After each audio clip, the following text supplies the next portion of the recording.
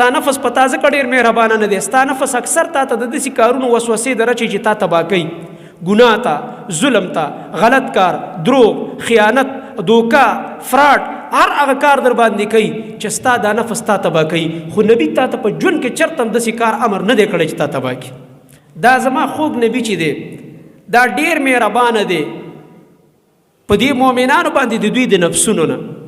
یعنې یو مؤمن الله دې موږ تاسو ټول په دې مؤمنانو کې داخل کړي.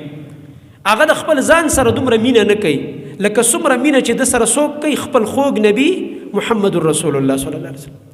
الله د الله کتاب دا وایي، سورة احزاب 6 آیت دی غالبا، هغه دا وایي چې دا زما نبی په دې مؤمنانو د دوی د نفسونو نه ډېر مهربانه دی. مانه په ما او تا باندې زما دا نفس دونه مهربانه نه دی لکه څومره چې را باندې څوک مهربانه دی د الله نبی. د دې نقطه علما وایي، مفسرین د دې آیت دلان دي، وایي وګوره کنه ستا نفس په تا ځکه ډېر مهربانه نه دی. ستا نفس اکثر تا ته د داسې کارونو وسوسې درچي چې تا تباه کوي، ګناه ته، ظلم ته، غلط کار، دروغ، خیانت، دوکا، فراډ، هر هغه کار در باندې کوي چې ستا دا نفس تا تباه کوي. خو نبي تا ته په ژوند کې چرته هم داسې کار امر نه دی کړی چې تا تباه کړي. نو څوک ډېر مهربانه شو؟ زموږ نفس ډېر مهربانه شو که زموږ نبي ډېر مهربانه شو؟ ځکه الله فرمایي په تاسو باندې دا زما نبي ستاسو د ځانونو نه ډېر مهربانه دی.